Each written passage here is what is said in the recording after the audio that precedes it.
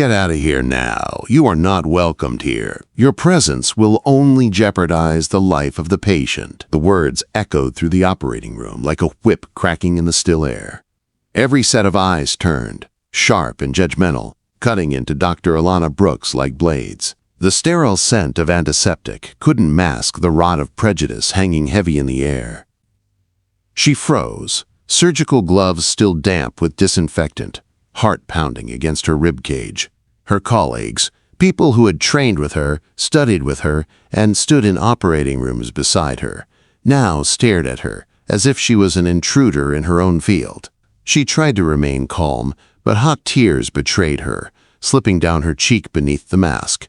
The words stung her like a swarm of bees, merciless, cruel, and deliberate. Her voice trembled inside, but her training told her not to falter. She had earned this white coat. She had studied harder than most, sacrificed more than many. Yet in this moment, none of that mattered. Her years of dedication, her life-saving skills, her expertise, all erased, diminished to the color of her skin. What would you do if your fellow colleagues dismissed your expertise based on nothing but prejudice? Imagine standing in a room where your knowledge could save a life, but your voice is silenced because of who you are. Before we continue this story, hit that subscribe button, drop a comment telling us where you're watching from, and share this video with someone who believes justice and equality still matter. Because what you're about to hear will shake you, enrage you, and inspire you all at once. It was a Tuesday afternoon, 7:45 p.m., in the emergency department of St. Andrew's Memorial Hospital, a place where seconds determined life or death. Alarms blared in chaotic rhythm, stretchers wheeled past in a blur, monitors beeped relentlessly, and the faint smell of antiseptic clung to the air like a ghost. Nurses rushed with IV bags, surgeons prepped for trauma, and tension rippled across every corner of the floor. In the middle of it all stood Drive. Alana Brooks, a black woman in her mid-30s, wearing her white coat with authority and pride. Her eyes carried the weight of 1,000 nights spent in operating theaters, her mind sharp from years of study, sacrifice, and relentless determination. She had fought to stand here in one of the most prestigious hospitals in the state, where only the best of the best made it past the doors. But in the next moment, the very room meant for healing would turn into a battlefield, one not fought with scalpels and sutures, but with prejudice and venomous words. A patient was rushed in, male, mid-50s, a construction worker who had collapsed on site. His chest barely rose, his pulse weak, and his skin clammy. The chart screamed critical. It was a race against time, and every second mattered. Alana stepped forward, barking out orders with clarity and precision. "We need 2 units of O-negative blood, prep for intubation, and page cardiology. Now!" Her voice cut through the noise like a commander on the battlefield. For a brief second, her authority steadied the chaos. But then came the voice that shattered everything. "Get out of here now! You are not welcomed here! Your presence will only jeopardize the life of the patient."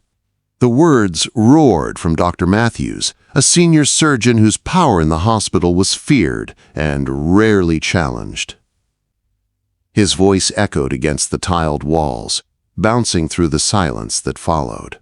The entire ER froze, eyes darting from him to Alana like spectators at an execution. Her body went rigid. The scalpel she was holding trembled ever so slightly. Every eye in the room seemed to pierce through her, stripping her down to nothing. She tried to breathe, but her chest burned. She tried to respond, but her throat tightened like a vice. Hot tears welled in her eyes and slipped down her cheeks beneath her mask, not from weakness, but from the sting of injustice. The words hadn't just excluded her from a procedure. They had reduced her entire existence, her entire career, to the color of her skin. Some nurses looked away, ashamed. Others lowered their heads, pretending not to hear. No one spoke up. Not one. In that silence, the message was clear. She was alone. Her heart pounded with rage and humiliation. She had trained at Harvard Medical School. She had completed her residency with honors. She had saved more lives than some of the very men glaring at her.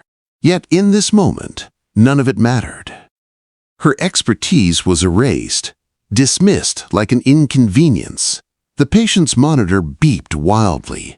Flatline was seconds away. Alana knew exactly what to do. She had seen this before, lived this moment in countless drills, but her hands remained frozen at her sides. The command from Matthews still hung in the air, like shackles binding her wrists. Her colleagues moved around her, ignoring her presence, shoving past her as though she were invisible. She felt like a ghost in her own battlefield.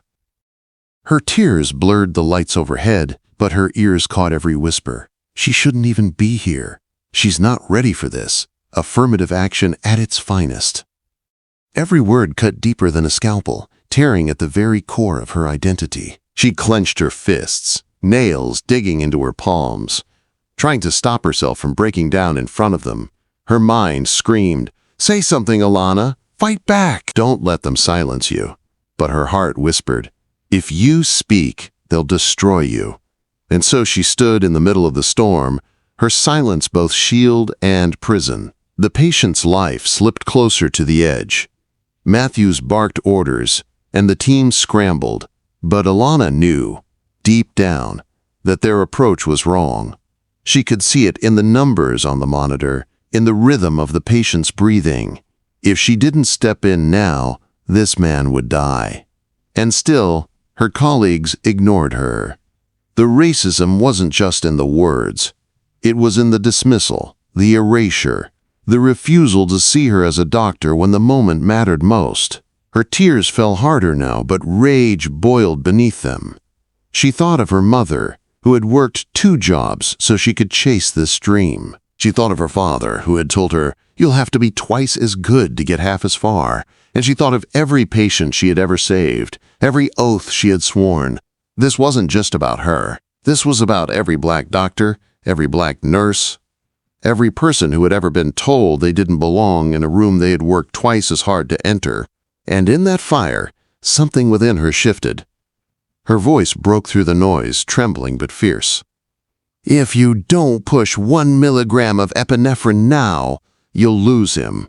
Head snapped toward her. Matthews sneered. "I said, get out!" But her words had already planted doubt. One of the younger residents glanced at the monitor, then at her. His hesitation was enough.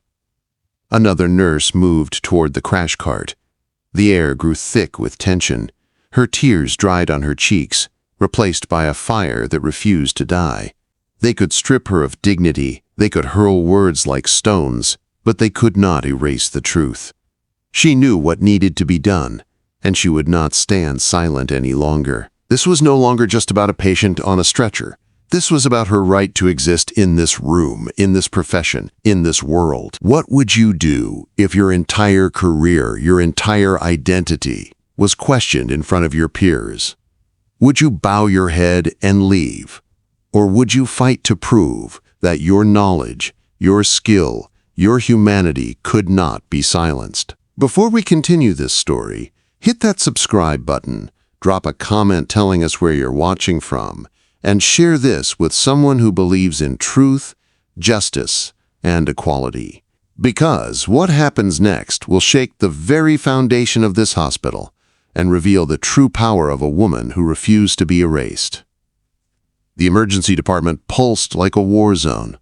Monitors screamed, gloves snapped, and orders ricocheted across the room. Yet, in the middle of the storm, one truth was louder than the alarms. Dr. Alana Brooks had been silenced. Her chest burned as if the air itself was betraying her. Her tears had dried, but the sting of Matthews' voice still echoed in her skull.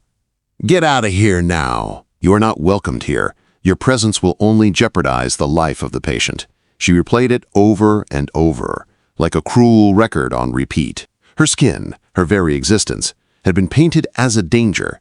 Not her skills, not her decisions. Her skin. Matthews stormed around the table, barking orders at the others. "Intubate now. Push another round. Move faster, for God's sake." His voice cracked like a whip, commanding compliance. The others scrambled, eager to obey. eager to avoid the wrath that Alana had just endured. But Alana's sharp eyes locked on the monitor. The rhythm was wrong. The numbers screamed at her like red sirens only she could hear. Matthews was missing something, and every fiber of her being knew it. The patient convulsed. The monitor shrieked. A flatline crept dangerously close. Alana's voice rose, firm but strained. "You're pushing the wrong dose. His blood pressure can't handle that. Stop now." Matthews spun toward her, his glare molten. "I told you to leave." His finger jabbed the air toward the door. The room froze again, all eyes darting between them. The humiliation threatened to drown her, but Alana stood her ground. Her fists clenched so tightly her nails dug into her palms, but her voice didn't break. "If you keep this up, he will code in the next 60 seconds. The silence that followed was deafening. The only sound was the patient's ragged breathing and the shrill alarm slicing through the air.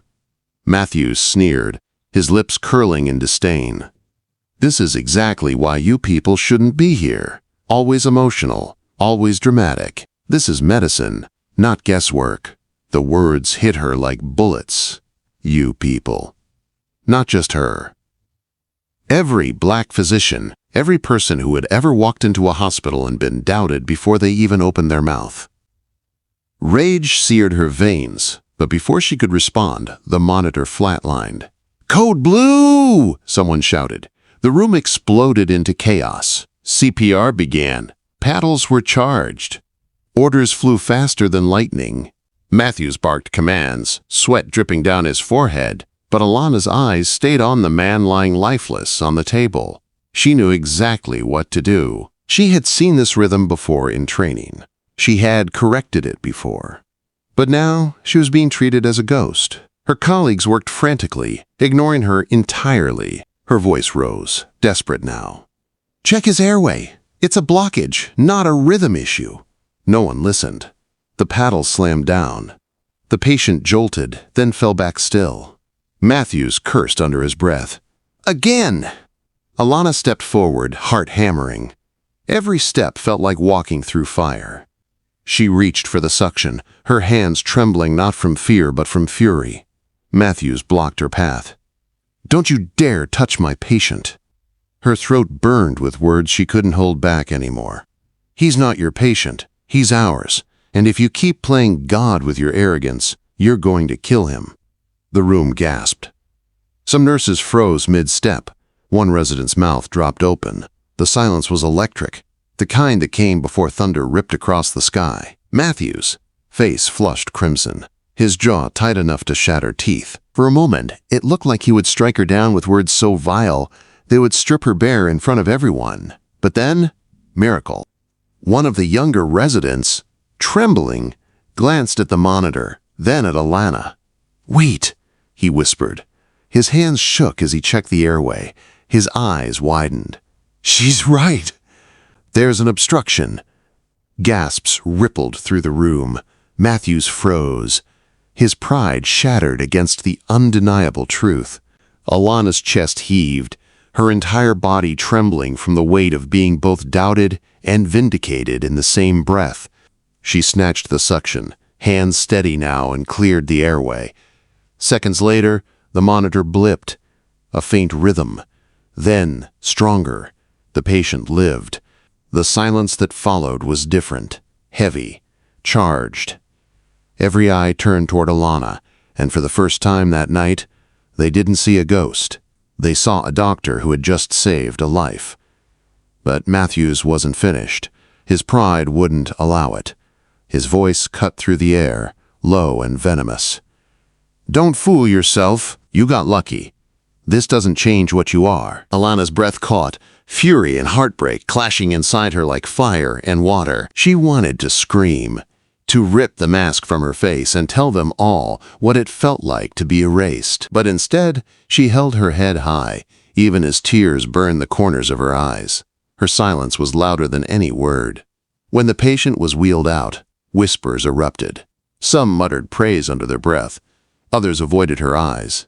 Matthews stormed off, his coat flaring behind him, but his words lingered in the air like poison. Alana stood in the corner, her body shaking with rage. She had just saved a man's life, and still, she was reduced to nothing. Her heart pounded with one truth she could no longer ignore. This wasn't just about one arrogant doctor. This was systemic. This was deeper than Matthews. She thought of every black doctor who had walked these halls before her, silenced, overlooked, doubted. She thought of the next generation who would follow. She could not, would not, let this stand. Her tears dried. Her chest steadied. Fire replaced sorrow. She whispered to herself, barely audible, "They will hear me. One way or another, they will hear me," because tonight was not the end of her story. Tonight was only the beginning of a reckoning. And as she walked out of the operating room, her head high despite the humiliation clawing at her soul, a storm brewed in her eyes. A storm that promised justice, no matter the cost. The following morning, sunlight poured through the tall hospital windows, casting long shadows across the polished floors. But for Dr. Alana Brooks, there was no light, only a storm raging inside her chest. She barely slept, the sting of Matthews, words still slicing into her. Each memory played on repeat, the humiliation, the whispers, the moment she saved a life and was still dismissed like trash. She walked into the hospital cafeteria with her coffee trembling in her hand. Conversations hushed, eyes darted. The whispers began again. That's her. She challenged Dr. Matthews. Bold or stupid. She tried to ignore it, but the weight of every glance pressed against her shoulders. She sat alone, sipping bitter coffee that tasted of regret and fire, when her phone buzzed. Mandatory meeting. Conference room B9 AM, department heads present. Her stomach dropped. She knew what this was. Not recognition, not thanks, a trial. By the time she stepped into the conference room, it was already full. Rows of chairs lined with residents and nurses, department heads sitting at the front like judges. Matthews stood at the center, arms crossed, his expression smug. The director, Dr. Harris, adjusted his glasses and cleared his throat. "We are here to discuss last night's events in the ER." The tension was suffocating. Alana's palms sweated, but she refused to shrink. Matthews spoke first, his voice dripping with false authority. She endangered a patient. She disrupted protocol. And she undermined her superior in a critical moment. If we hadn't acted quickly, we would have lost him. Alana's mouth dropped open. The audacity. The lie. Her voice shook, but fire laced every word. "That is not true. I saved his life." He flatlined, "Because you ignored the airway obstruction. If I hadn't stepped in, he would be dead." Gasps rippled through the room. Harris raised a hand for silence. Matthews sneered. "You see? Emotional, defensive, always blaming. This is exactly what I warned you about." Her chest heaved. Rage threatened to explode, but she steadied herself. "No, what endangered that patient was arrogance. I made the right call, and the monitor proves it." The rhythm changed only after the airway was cleared. For a moment, the room was silent. Then, one of the younger residents, the same one who had backed her in the ER, spoke up. His voice was timid, but it carried weight. "She's right. I checked the airway myself. It was blocked. She saved him." The silence broke into murmurs. Matthews, face flushed crimson. His power, once absolute, now cracked before everyone. Alana seized the moment. She stepped forward, her voice rising. "You want to know what really happened last night? I was told to leave. Not because I was wrong, not because I wasn't qualified, but because of who I am, because of the color of my skin." The words hung heavy, sharp, undeniable. The murmurs grew louder, some in shock, others in discomfort. Matthews barked. "That's absurd." Her voice cut him like a blade. "Is it?" "Then explain why I was silenced, even when my orders could have saved him sooner. Explain why you dismissed me as you people in front of everyone." The room froze. Matthews' eyes widened. He hadn't realized she would throw his words back in his face, here, publicly. Alana's voice shook, but it carried fury and truth. You can strip me of dignity, you can humiliate me, but you will not erase the fact that I was right. You will not erase the fact that a man is alive because I refuse to be silent. Harris leaned back in his chair, his eyes narrowing. Is this true? Did you say that? Matthews stammered. I was under pressure. She's twisting my words. But the younger resident rose again, stronger now. No, sir, I heard it too. He said, you people. Gasps echoed through the room. Matthews' mask slipped. He glared at the resident, then at Alana, his face twisted with rage. But the damage was done. The truth was out. Alana felt tears prick her eyes, but this time they weren't from humiliation. They were from the weight of finally being heard.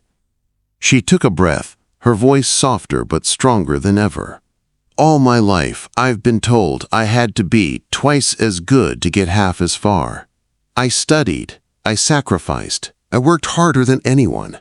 And still, last night, I was treated like I didn't belong in the very room I earned my place in. The silence was deafening, every eye locked on her. Some staff shifted uncomfortably, others looked away in guilt. But a few, just a few, nodded. Matthews tried one last time. This is nonsense. She's playing the victim card. Alana snapped back, her fire blazing. The only victim last night was the patient nearly lost because your ego mattered more than his life. You don't get to erase that. Not with your lies, not with your power. The room erupted in whispers, the tide turning against Matthews. For the first time, Alana wasn't alone. Harris finally spoke, his tone sharp. Enough. We'll review the records and footage before making a decision. Until then, both of you are relieved from direct patient care. Alana's heart sank, relieved, punished for speaking up. But as she left the room, heads turned. Not in shame, not in dismissal, but in something new. Recognition. Out in the corridor, nurses whispered. Some avoided her gaze, but others gave her small nods, silent acknowledgments of courage. For the first time, the whispers weren't all against her. But Matthews wasn't done. He caught her in the hallway, his voice a venomous whisper. You think you've won? This isn't over. I'll make sure you never step foot in that ER again. Alana turned, her fire unshaken. You can try, but the truth is louder than your hate, and I'm not afraid of you anymore. She walked away, her steps heavy but unbroken, her head high despite the storm. Behind her, Matthews seethed, but his power was crumbling. For the first time in her career, Alana felt the tide shifting. Not completely, not enough, but a spark had been lit, and sparks, when fed by injustice, had a way of igniting fires that no one could extinguish. And deep inside she knew, this was no longer just her fight. This was bigger. This was about every voice silenced, every career stolen, every dream dismissed because of the skin that carried it. The storm broke 2 days later. By then, the whispers had spilled beyond the hospital walls. What had started in the ER spread like wildfire across St. Andrew's Memorial. In the cafeteria, in the locker rooms, in the stairwells, people talked. Some whispered in sympathy, some in fear, others in anger that it had even happened at all. But one thing was clear. Everyone knew Dr. Matthews had said the words, "You people." Everyone knew Dr. Alana Brooks had saved a life in spite of it. And now, the board knew too. The hospital auditorium was filled to the brim, staff from every department crowding the seats. The board had convened a special inquiry, rare and serious, and no one wanted to miss it. At the front sat the panel of directors, their faces stiff with professionalism, but their eyes betrayed unease. This wasn't just about one doctor. This was about the reputation of the entire institution. Alana sat at the table to the left, her white coat freshly pressed, her head held high.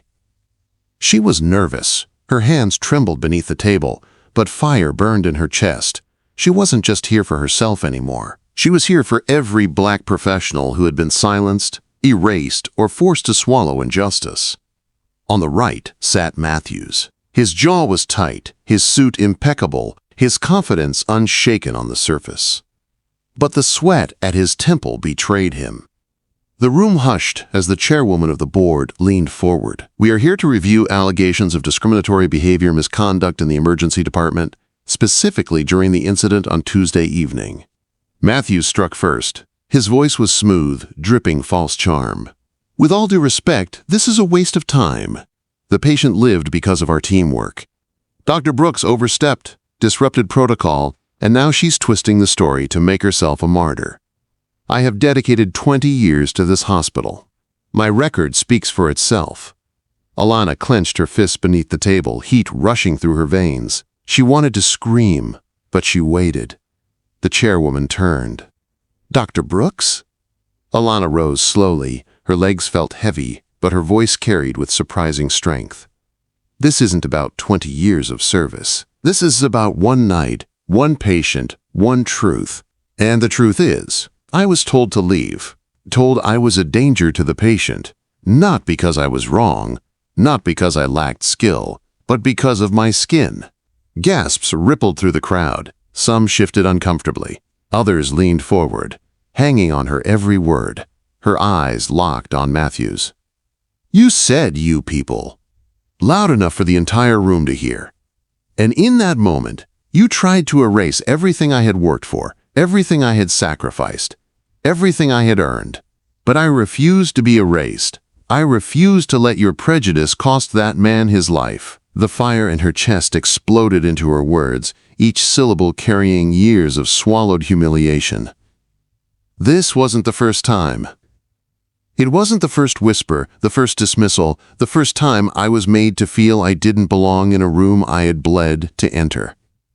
But it will be the last, because I will not be silent anymore. The room was electric. Nurses nodded subtly, residents exchanged glances. The spark was spreading. The chairwoman's voice was firm. "Do we have corroboration?" The young resident who had supported her earlier stood, his voice steady now. "I heard it. I saw her save that patient when the rest of us were about to lose him. Without her, he would be dead." A nurse rose too. "I heard it as well. And I've heard remarks before. Quiet ones. The kind we all pretended not to notice. But not anymore." The air shifted. What was once Alana alone was now a chorus. Matthews' composure cracked. He slammed a hand on the table. "This is a witch hunt! She's manipulating all of you!" I was under pressure. I didn't mean it like that. But his words only dug his grave deeper. The more he spoke, the smaller he looked. Alana stepped closer, her voice sharp as a scalpel. "Under pressure is when the truth shows. You didn't just mean it. You believed it. And you wanted everyone else in that room to believe it too." The silence that followed was suffocating. Matthews sat back, defeated, his arrogance stripped bare. The chairwoman finally spoke. "After reviewing testimonies and evidence, this board finds that Dr. Matthews' conduct was discriminatory, unprofessional, and in violation of hospital policy. Effective immediately, he is suspended pending termination proceedings." Gasps erupted, followed by whispers, then applause. It grew louder, spreading through the auditorium until it thundered against the walls. Matthews, face twisted in rage, but security was already moving toward him. For the first time, he wasn't the most powerful man in the room. Alana stood frozen, her chest heaving, her heart pounding. She had dreamed of this moment, not for revenge, but for truth, for justice. The chairwoman turned to her. "Dr. Brooks, you have demonstrated exceptional skill under pressure and remarkable courage in the face of adversity. This hospital owes you not only an apology, but gratitude. Effective immediately, you are promoted to Acting Chief of Emergency Medicine." The room erupted again. Applause, cheers, even a few tears. Alana's knees nearly buckled, but she held her ground, tears of her own spilling down her cheeks. She thought of her parents, of the nights she studied under dim lights, of every rejection, every microaggression, every time she was told she didn't belong. And now, here she stood, not only belonging, but leading. She turned toward the crowd, her voice steady. This isn't just about me. This is about every doctor, every nurse, every student who has ever been told they didn't belong because of who they are. Let this be a reminder. We do belong. We always have. And no one's prejudice can take that away. The applause shook the walls. Later that night, she stood outside the hospital, the cool breeze carrying the sound of traffic through the city. The building loomed behind her, not just a place of pain, but now a place of change. Her phone buzzed with messages, congratulations, support, stories from colleagues who had hidden their own scars. For the first time, she didn't feel alone. She whispered to herself, her voice fierce and full of fire. They will never silence me again. And with that, Dr. Alana Brooks walked back inside, not just as a doctor, but as a force that could no longer be erased. And there you have it. Drive. Alana Brooks walked into that hospital humiliated, silenced, and cast aside. But she walked out a hero, proving that no amount of prejudice can bury the truth. She fought back, she stood tall, and in the end, justice wasn't just served, it roared through those halls for everyone to hear. Now let me ask you this. What would you have done if you were in her shoes, silenced and humiliated in front of everyone? Drop your thoughts in the comments. I'll be reading every single one. If this story fired you up, if it made you feel that injustice should never win, then don't just scroll away. Smash that like button, share this video with someone who needs inspiration today, and hit subscribe right now so you never miss these powerful stories. Because here on this channel, we tell the stories that others are too afraid to tell, the stories of truth, justice, and redemption. And trust me, what we have coming next? It's even more shocking. Stay tuned, family. The next story might just leave you speechless.